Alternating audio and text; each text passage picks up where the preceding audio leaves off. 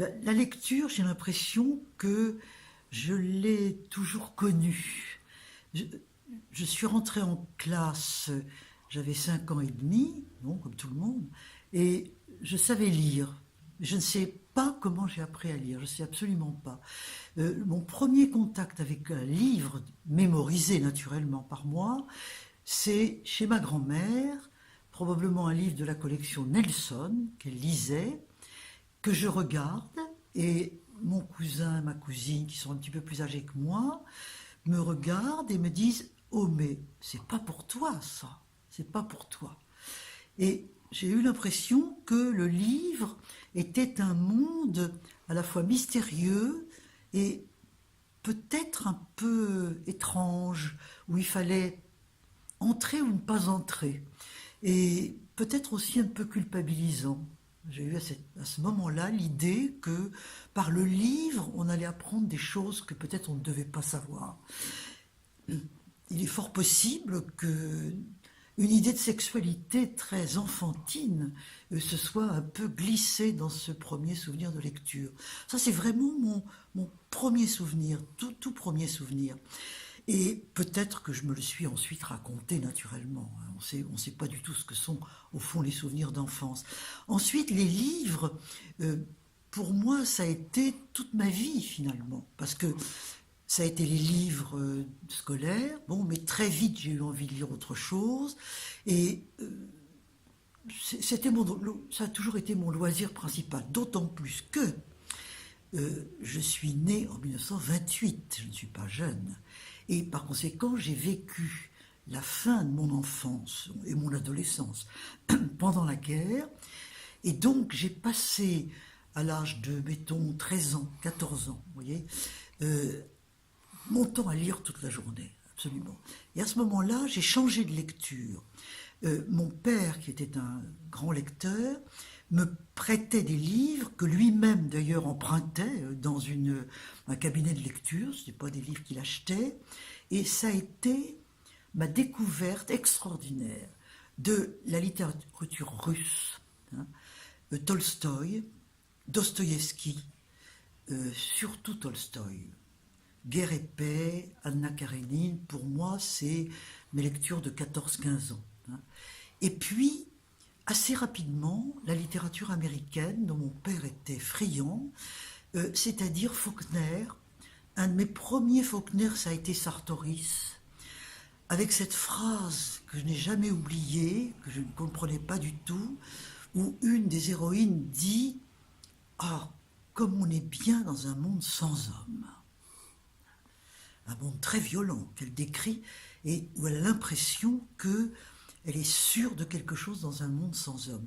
Alors Faulkner, pour moi, ça a été très important, de manière plus légère, si l'on peut dire. Sinclair Lewis aussi.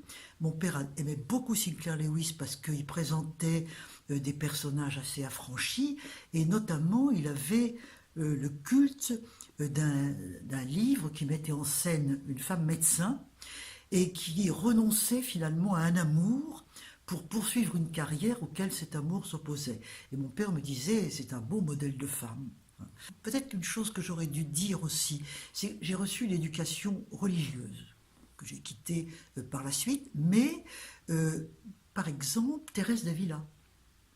Quelqu'un comme Thérèse d'Avila, c'était pour moi une figure et en même temps ce à quoi on pouvait accéder, hein, c'était pas grand-chose quand même, également un auteur. Il y a quelqu'un que j'ai découvert quand même dans ma jeunesse, c'était Simone Veil, hein, la grande Simone Veil, de La pesanteur et la grâce, de La condition ouvrière, etc.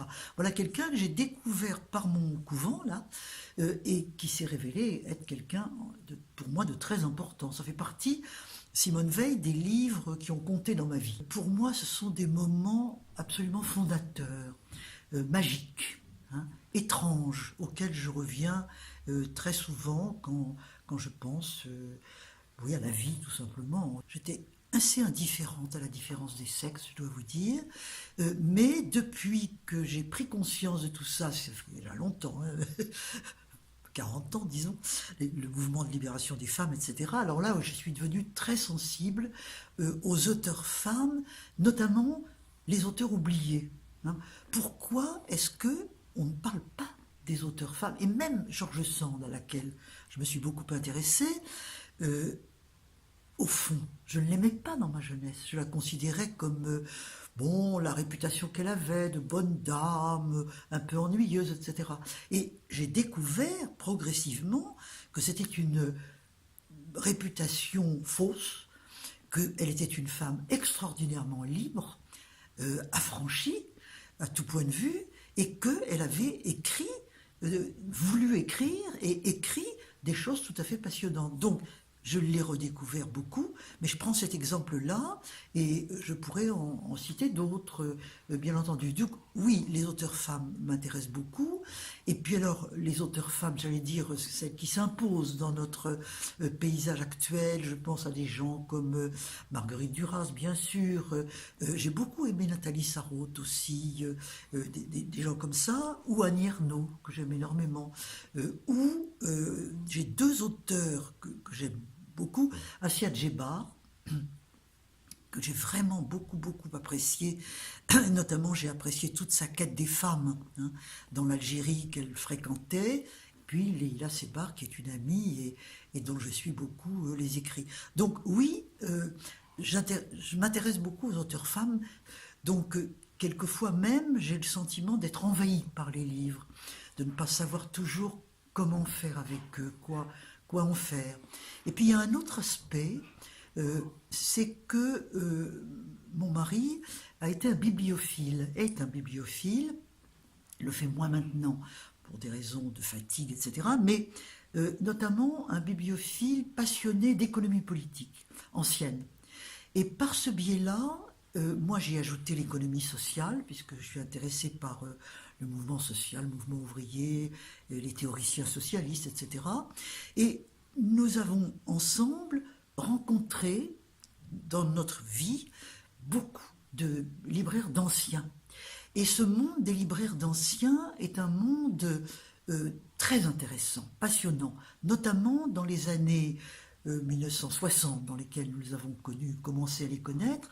C'était des gens, ceux qui s'intéressaient à l'économie politique, à l'économie sociale, c'était généralement des gens qui venaient de la résistance, qui avaient souvent été juifs persécutés, cachés. Je pense par exemple à deux d'entre eux qui m'ont beaucoup marqué, Léon Centenaire et Michel Bernstein, Léon Scheller aussi, oui, qui sont maintenant décédés depuis déjà pas mal d'années. Et c'était des gens qui étaient dans un autre monde du livre, à la fois pour le contenu, auquel ils attachaient évidemment beaucoup d'importance, et en même temps pour l'objet livre. Hein, la beauté du livre, la beauté d'une belle reliure, d'une belle édition, chose à laquelle je n'étais pas forcément sensible dans ma jeunesse. Pour moi, je crayonnais les livres, à la limite le livre de poche m'aurait très bien convenu. Mais j'ai appris par eux que le livre c'est aussi une belle chose, un bel objet. Et depuis, je me suis intéressée aussi aux éditions littéraires. Par exemple, puisque je m'intéresse beaucoup à George Sand depuis quelques années, j'ai recherché des éditions intéressantes, originales de George Sand. Voilà, pour moi, la lecture, c'est une espèce d'aventure, au fond, à travers un monde de l'imaginaire, mais aussi de l'objet, du rêve, mais aussi du savoir, du loisir et aussi du travail. C'est un monde enchanté et inoubliable et qu'on ne peut quitter.